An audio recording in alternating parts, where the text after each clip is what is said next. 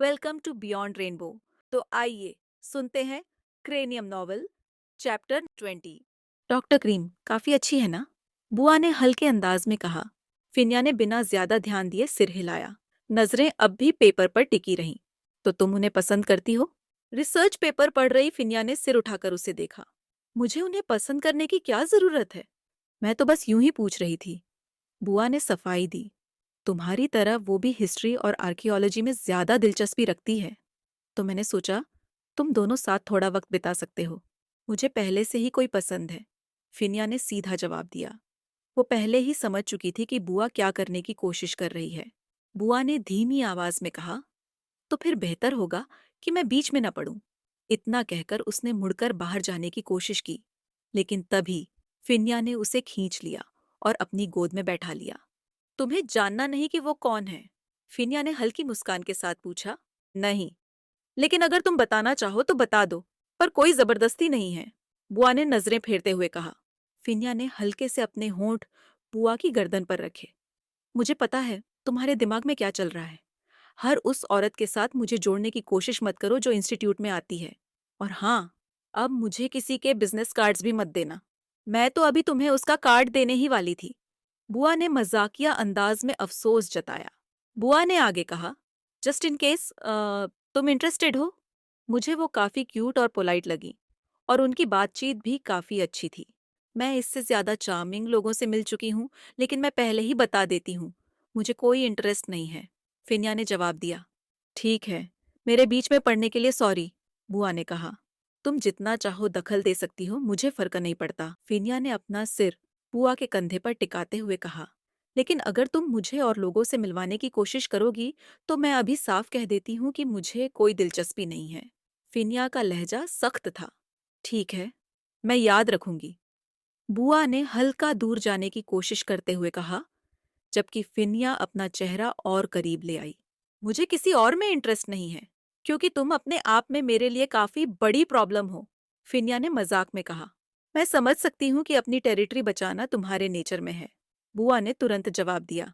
मैं कोई डॉग नहीं हूँ, फिनिया ने अपने डिफेंस में कहा। मैंने डॉग्स की बात नहीं की, बुआ ने पलट कर कहा। ये तो ज्यादातर मैमल्स का इंस्टिंक्ट है। जैसे ही दिमाग में कुछ केमिकल्स का लेवल स्टेबलाइज होता है, पोजेसिव बिहेवियर कम होने लगता है। शरीर जो कभी किसी को लेकर एक्साइटेड था, उसकी आदत डाल लेता है और फिर बोर हो जाता है, जिससे कुछ नया तलाशने का मन करता है, ताकि वो केमिकल्स फिर से रिलीज हो सके। बुआ ने फिर से अपने ह्यूमन बिहेवियर ऑब्जर्वेशन को शेयर करते हुए कहा। तुम्हें लगता है मैं आसानी से बोर हो जाती हूँ? फिनिया ने हल्के छेड़ने वाले अंदाज में पूछा, लेकिन साथ ही उसने बुआ के कंधे पर अपना चेहरा टिका दिया। कौन जाने, बुआ ने अपना कंधा हल्का सा झटका दिया। तुमने खुद कहा कि तुम बहुत लोगों से मिली हो, लेकिन अब तक किसी के साथ रिलेशनशिप में नहीं हो। तो मैं बस यही मान सकती हूँ कि तुम जल्दी ऊब जाती हो। तुम बस बातें बना रही हो। तुम्हारे लिए तो मैं हमेशा विलन हूँ, फिनिया ने उसकी गर्दन के पास से कहा। क्योंकि तुम विलन हो, मैं तुम्हें किसी से भी बेहतर जानती हूँ, बुआ ने तुरंत जवाब दिया। और तुमने कभी ये क्यों नहीं सोचा कि शायद मैं सच में किसी में इंटरेस्टेड ही नहीं हूँ? फिनिया अपनी बातों से बुआ को समझाने की कोशिश कर रही थी कि वो उसे लेकर सीरियस है। ऐसे नाटक मत करो। मुझे बहुत अच्छे से याद है कि कॉलेज में तुम सुपर पॉपुलर थी। ये सुनकर फिनिया हंस पड़ी। डॉक्टर फिन हमेशा से इरिजिस्टिबल रही है, बुआ ने इरिटेटेड आवाज में आगे कहा। शायद इसका मेरी बॉडी स्ट्रक्चर से कुछ लेना देना हो, जैसा कि तुम कहती हो। आखिरकार तुमने खुद ही कहा था कि मैं अट्रैक्टिव हूँ, फिनिया ने कहा, बुआ की कमर के चारों तरफ अपना हाथ रखते हुए और उसे पूरी तरह से अपने करीब खींचते हुए। बुआ ने झट से पलटकर पूछा, किसने कहा ऐसा? फिर अपना लाल होता चेहरा फिनिया के कंधे में छुपाते हुए बोली, तुम्हें जरूर कोई गलतफहमी हुई होगी। अगर गलतफहमी है तो रहने दो, फिनिया ने हंसते हुए कहा। उसी पल दरवाजे पर दस्तक हुई और बुआ फौरन खड़ी हो गई। फिनिया ने भी जल्दी से अपने सिलवटों भरे कपड़े ठीक किए। जब सब ठीक लगा, उसने बाहर खड़े शख्स को अंदर आने के लिए कहा। फैंग दरवाजे से अंदर आई। सबसे पहले उसकी नजर बुआ पर पड़ी, जो खिड़की के बाहर देख रही थी, आंखें मिलाने से बचते हुए। कुर्सी पर बैठते हुए फैंग ने कहा, मैं जर्मनी जाने के प्लान के बारे में आगे डिस्कस करना चाहती हूँ। तुम अभी तो वापस आई हो, फिर से जाना चाहती हो? बुआ ने बीच में रुकते हुए पूछा। मैं तो हॉलैंड जाने से पहले ही जर्मनी जाना चाहती थी, लेकिन प्रोफेसर मेरे लिए वहाँ जगह नहीं ढूंढ पाई। फैंग ने समझाया, तुम्हें थोड़ा रेस्ट करना चाहिए। ऐसा क्यों है कि बस तुम दोनों घूमने जाते हो और मैं कभी नहीं जा पाती? बुआ ने हल्की नाराजगी के साथ कहा। बुआ की शिकायत सुनकर फीनिया ने जवाब दिया, तुम्हारा यही रहना ठीक है, क्योंकि वहां तुम्हारे पास अपनी बॉडी को 180 डिग्री तक घुमाकर आराम करने का भी समय नहीं होगा। तो फिर मैं नहीं जाना चाहती, बुआ ने बिना देर किए तुरंत कहा और बाहर जाने का ख्याल पूरी तरह से नकार दिया। इतनी आसानी से हार मान ली, सिर्फ इसलिए कि वहां जाकर तुम्हें अच्छी नींद नहीं मिलेगी? फैंग ने फिर बुआ की ओर देखते हुए पूछा, लेकिन तुम्हारा चेहरा इतना लाल क्यों है? क्या तुम ठीक से सोई नहीं? ये सुनकर बुआ ने तुरंत अपना चेहरा हाथ से ढक लिया और फीनिया की ओर गुस्से से देखा, जो बस हल्की सी मुस्कान लिए गंभीर चेहरा बनाए बैठी थी।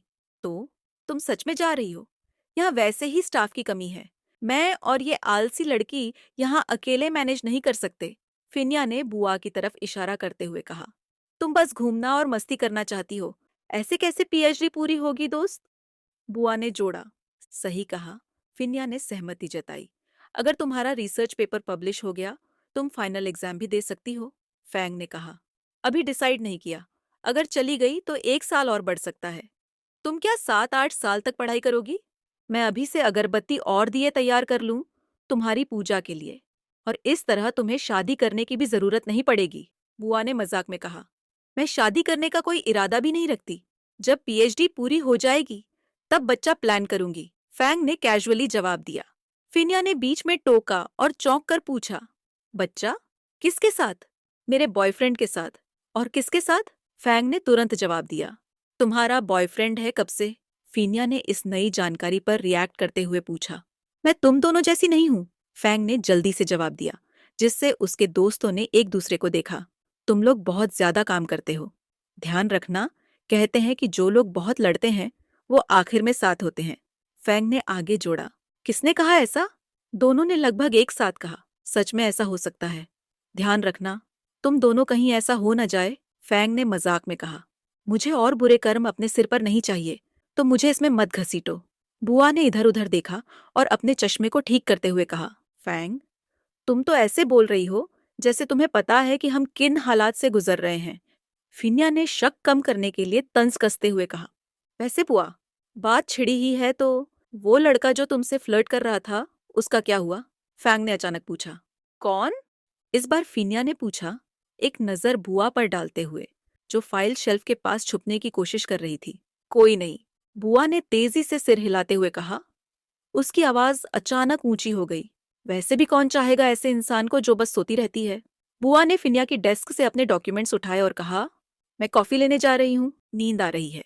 फैंग ने देखा कि फिनिया की नजर बुआ पर जमी हुई थी, जब तक कि वो कमरे से बाहर नहीं निकल गई। क्या वाकई किसी ने उसे फ्लर्ट करने की कोशिश की है? फिनिया ने अपनी आवाज को सामान्य रखने की कोशिश करते हुए पूछा। जब मैं हॉलैंड जाने वाली थी तब उसने कहा था, फैंग ने जवाब दिया। लेकिन शायद कुछ खास हुआ नहीं, बस एक बार डिनर पर गए थे। बुआ को किसी में दिलचस्पी नहीं है, बस सोना पसंद है। जो भी उसके और उसकी नींद के बीच आता है वो उसे अपनी लाइफ से हटा देती है। लेकिन ये सब तुम्हें क्यों जानना है? तुम्हें तो वैसे भी वो पसंद नहीं, फैंग ने पूछा। बस वही इंसानी फितरत की स्वाभाविक जिज्ञासा। फिनिया ने वही बहाना दोहराया जो अक्सर बुआ उस पर इस्तेमाल किया करती थी। उसने अपनी कुर्सी पर अनकंफर्टेबली होकर मूव किया, जिससे फैंग को थोड़ा शक हुआ। मैं तो बस उसे चिढ़ाने के लिए इन्फॉर्मेशन कलेक्ट कर रही थी, फिनिया ने स्थिति संभालने के लिए कहा। तुम बुआ को चिढ़ाना कभी बंद करोगी भी या नहीं? फैंग ने मजाक में पूछा। मैं खुद को रोक नहीं पाती। तो फिर वो कौन था? फिनिया ने कैजुअली पूछा। शायद सोशियोलॉजी डिपार्टमेंट का एक प्रोफेसर था। दोनों पिछले साल किसी सेमिनार में मिले थे, फैंग ने बताया। फिनिया ने सिर हिलाया, पेपर्स को ऐसे देखने का नाटक करते हुए जैसे ये कोई मामूली बातचीत हो और उससे कोई खास फर्क न पड़ता हो। उसने बुआ को अपने साथ रिसर्च करने के लिए इनवाइट किया था, लेकिन उस वक्त बुआ अपने डॉक्टरेट को पूरा करने की भागदौड़ में थी, तो शायद उसने कोई कांटेक्ट नहीं रखा। और वैसे भी अगर उसे थोड़ा भी फ्री टाइम मिलता तो वो सोने में लगा देती। कौन झेलेगा उसे? कभी कभी तो मेरे मैसेजेस के जवाब देने में भी उसे दिन लग जाते हैं। अच्छी बात यह है कि वो अपने काम में बहुत अच्छी है। अगर ऐसा ना होता तो उसे पीएचडी पूरी करने में 10 साल लग जाते। मुझे तो समझ नहीं आता कि वो रिसर्च पेपर्स लिखने के लिए टाइम कैसे निकालती है। शायद इसलिए उसके प्रोफेसर्स उसे कभी बाहर नहीं भेजते। वो वहां सरवाइव नहीं कर पाएगी। हाँ, समझ सकती हूँ। फिनिया ने सहमति जताई। आखिरकार अब उसे भी पता था कि बुआ कितना सोती है, क्योंकि कई बार बुआ उसी के बिस्तर पर उसके पास सो जाती थी। फैंग वापस अपने पुराने डिस्कशन पे आई और फिनिया से पूछा, तुम्हारे हिसाब से मुझे क्या करना चाहिए? यही रुको और टीचर्स की मदद करो। फिनिया ने दोबारा सुझाव दिया। हालात कुछ अच्छे नहीं चल रहे हैं और मुझे तुम्हारी राय की जरूरत पड़ सकती है। मैं पढ़ाई भी कर सकती हूँ और साथ में प्रेग्नेंट भी हो सकती हूँ। फैंग ने मजाक किया। फिर उसने फिनिया की तरफ देखा और पूछा, और तुमने कभी फैमिली के बारे में नहीं सोचा? नहीं, मेरी लाइफस्टाइल माँ बनने के लिए सही नहीं है। भले ही लोग कहते हैं कि मेरी बॉडी स्ट्रक्चर इसके लिए परफेक्ट है। फिनिया ने साफ इनकार कर दिया। अगर मैंने जर्मनी जाने का फैसला किया तो क्या तुम वहां मेरे लिए कुछ ढूंढ सकती हो? फैंग ने आगे पूछा। वहां मेरा कोई खास जानने वाला नहीं है, लेकिन अगर तुम सच में जाना चाहती हो तो मैं पता कर सकती हूँ, मगर मैं कोई प्रॉमिस नहीं कर सकती। फैंग ने फिनिया को देखा और कमेंट किया, तुम असल में अच्छी हो। मैं तो हमेशा से अच्छी हूँ, बस तुम्हें लगता था कि मैं रूड हूँ। फिनिया ने हल्की मुस्कान के साथ कहा। फिर बात पर वापस आते हुए बोली, अगर तुम इंग्लैंड जाओ तो भी सही रहेगा। वहां के प्रोफेसर को किसी की सख्त जरूरत है, क्योंकि मैंने मना कर दिया था। फैंग ने क्यूरियस होकर पूछा, वैसे तुम वहां रुकी क्यों नहीं? मुझे लगा कि वापस आने पर मेरे पास करने के लिए ज्यादा चीजें होंगी और लौटना अच्छा रहा। प्रोफेसर ने मुझे सीधे वाइस प्रिंसिपल बना दिया। फिनिया ने हल्की मुस्कान के साथ कहा, ये तुम्हें सूट करता है। तो तुम्हारी प्रमोशन कब सेलिब्रेट कर रहे हैं? फैंग ने पूछा। जैसे ही प्लेन क्रैश केस खत्म होगा हम जरूर सेलिब्रेट करेंगे, फिनिया ने जवाब दिया। मुझे इसका इंतजार रहेगा। फैंग खड़ी हो गई और कहा, मैं अब चलती हूँ। अगर मैंने कुछ भी डिसाइड किया तो तुम्हारे पास सलाह लेने आऊंगी। सीन चेंज होता है। लैब के टेलीविजन स्क्रीन पर एक ममीफाइड स्कल की इमेज डिस्प्ले हो रही थी, जबकि दूसरी स्क्रीन पर उसके चेहरे का 2D रिकॉन्स्ट्रक्शन दिख रहा था। फिनिया ऑटोप्सी टेबल के सामने बैठी थी, प्लेन क्रैश विक्टिम्स की हड्डियों को अलग करने की तैयारी में। अब भी 7 विक्टिम्स की पहचान बाकी थी, लेकिन अवेलेबल बोन्स अधूरी लग रही थी। धमाके और गिरने से कई अवशेष बुरी तरह डैमेज्ड हो चुके थे। बुसाया ने खुद को समझाया कि उसने अपनी पूरी कोशिश की है बॉडीज आइडेंटिफाई करने में। बीते कुछ दिनों से वो अपने काम पर पूरी तरह से ध्यान नहीं लगा पा रही थी। उस रहस्यमयी स्कल की कहानी उसके दिमाग में लगातार घूम रही थी। फिनिया को इससे कोई खास फर्क नहीं पड़ता दिखा, लेकिन बुआ को पता था कि वो पुलिस की मदद के अलावा और भी तरीकों से जानकारी जुटाने की कोशिश कर रही होगी। बुआ ने खुद को फिर से काम पर केंद्रित किया। कुछ ही पलों बाद फिनिया लैब में आई। उसके हाथ में कुछ डॉक्यूमेंट्स थे, लेकिन उसने बिना नजर उठाए पेपर्स पढ़ते हुए कहा कि पुलिस ने अब तक कोई खास जानकारी नहीं दी। ममीफाइड स्कल अब मिसिंग पर्सन केस का हिस्सा बन चुका था। आज सुबह फिनिया ने इंटरनेट पर पैसेंजर्स की डिटेल्स खोजी और कुछ दिलचस्प लोग मिले, बिजनेसमैन और एंटीक डीलर्स। उसने बुआ को डॉक्यूमेंट्स दिए। बुआ ने उन्हें एक्साइटमेंट से पढ़ा और नोट किया कि इनमें से कुछ लोग ब्लैक मार्केट से जुड़े हो सकते हैं। फिनिया ने बताया कि उसने एक दोस्त से पूछा है कि एक्सीडेंट के हफ्ते में पेरिस में कोई एग्जीबिशन या इवेंट हुआ था क्या। उसके हिसाब से अगर रिमेन्स खरीदे बेचे जा रहे हैं तो ये ह्यूमन ट्रैफिकिंग से जुड़ा हो सकता है। काम करते करते बुआ ने पूछा कि क्या सच में प्राचीन यूरोप में लोग मम्मी के रिमेन्स खाते थे। फिनिया ने बताया कि ये सच है, लेकिन अब रेयर हो चुका है। फिर बात इंसानी एवोल्यूशन पर आ गई। फिनिया ने समझाया कि कैसे स्पीसीज लालच और एम्बिशन के कारण इवॉल्व करती है। इंसान का दिमाग ज्यादा इंटेलिजेंट तो हुआ है, लेकिन साथ ही वह पहले से ज्यादा लालची भी बन गया है। बुआ ने उसे गौर से देखा और महसूस किया कि फिनिया का वापस आना सिर्फ उसके वर्क लाइफ के लिए नहीं, बल्कि पर्सनल लाइफ के लिए भी कितना जरूरी था।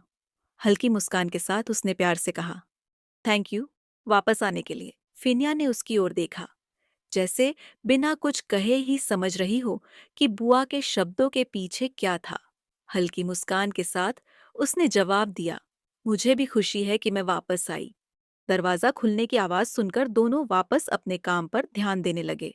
फैंग फिनिया को खोजते हुए अंदर आई। उसके हाथ में डॉक्यूमेंट से भरी एक फोल्डर थी और उसने कहा, मुझे तुम्हारे सिग्नेचर की जरूरत है। उसने वो डॉक्यूमेंट्स फिनिया की तरफ बढ़ाए। लोन वगैरह के लिए अप्लाई कर रही हो क्या? बुआ ने मजाक किया। फिनिया के सिग्नेचर से तो गारंटर भी आसानी से मिल जाएगा। बहुत मजाकिया हो, फैंग ने तुरंत जवाब दिया। जर्मनी ट्रिप का क्या प्लान है? फिनिया ने डॉक्यूमेंट्स चेक करते हुए पूछा। तभी उसे याद आया कि वो पेन नहीं लाई। उसने हाथ उठाकर बुआ के कंधे को हल्के से छुआ, जिससे बुआ ने मुड़कर उसकी तरफ देखा। क्या मैं तुम्हारा पेन ले सकती हूँ? फिनिया ने पूछा, बुआ के पॉकेट में लगे पेन की तरफ इशारा करते हुए। मैंने ग्लव्स पहने हैं, गंदा हो जाएगा, बुआ ने कहा, और फिनिया ने आगे बढ़कर उसकी लैब कोट की बैक पॉकेट से खुद ही पेन निकाल लिया, जिसे देखकर फैंग ने हल्की हैरानी से आईब्राव उठाई। उनके बीच की ये फेमिलियरिटी उसे नोटिस करने लायक लगी। अगली बार खुद का पेन लेके आना, बुआ ने मजाक में कहा।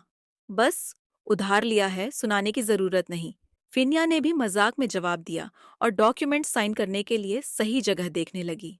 फैंग क्यूरियसली दोनों को देखती रही। मैं अब नहीं जा रही, मेरा बॉयफ्रेंड नहीं जाने दे रहा, उसने पिछले सवाल का जवाब दिया। तो अब सोच रही हूँ कि जर्मनी चुनूं या बॉयफ्रेंड, फैंग ने हल्के अंदाज में कहा, लेकिन उसका चेहरा मजाकिया नहीं लग रहा था।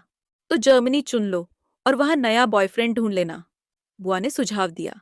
क्या ही कमाल की सलाह दी तुमने, फिनिया ने कहा। फैंग तुम्हारी तरह नहीं है, बुआ ने जवाब दिया, जो इतनी जगह घूम आई लेकिन अब तक किसी को अपना नहीं बना पाई। क्या सच में तुम्हें लगता है कि मुझे अब तक कोई नहीं मिला? बोलने से पहले अच्छे से सोच लेना, फिनिया ने पलटकर कहा। कम से कम मुझे तो कोई नहीं मिला, बुआ ने बात बदलते हुए कहा। बेहतर होगा मैं भी यही रहूं और तुम दोनों जैसी बन जाऊं, फैंग ने उनकी बातचीत सुनते हुए कहा। जैसी मतलब? बुआ ने पूछा। ब्यूटीफुल और सिंगल, फैंग ने जवाब दिया। फिनिया ने फैंग से कहा, अगर तुम प्रेग्नेंट होना चाहती हो तो तुम्हें और देर नहीं करनी चाहिए। तुम पहले ही उम्र में काफी आगे बढ़ चुकी हो, फिनिया ने पूरी तरह अच्छे इरादे से कहा। फिर खुद ही सुधार किया। मेरा मतलब है, अगर तुम्हारा ऐसा कोई प्लान है तो। बच्चे पैदा करना अच्छा है, लेकिन अगर कोई ना करना चाहे तो वो भी सही है, बुआ ने आगे जोड़ा। फैंग ने भी सहमति जताई। फैंग ने वापस बुआ से पूछा, क्या तुम्हें सच में लगता है कि कोई फिनिया में इंटरेस्टेड नहीं है? फिनिया ने चुनौती भरे अंदाज में बुआ को देखा और कहा, बोलो, क्या तुम सच में ऐसा सोचती हो? बुआ की छेड़छाड़ और फिनिया की प्रतिक्रिया ने फैंग का ध्यान खींचा, जिसने दिलचस्पी से दोनों की बदलती डायनामिक को देखा। मैं तो बस वही कह रही हूं जो नजर आ रहा है, बुआ ने हल्की मुस्कान के साथ कहा।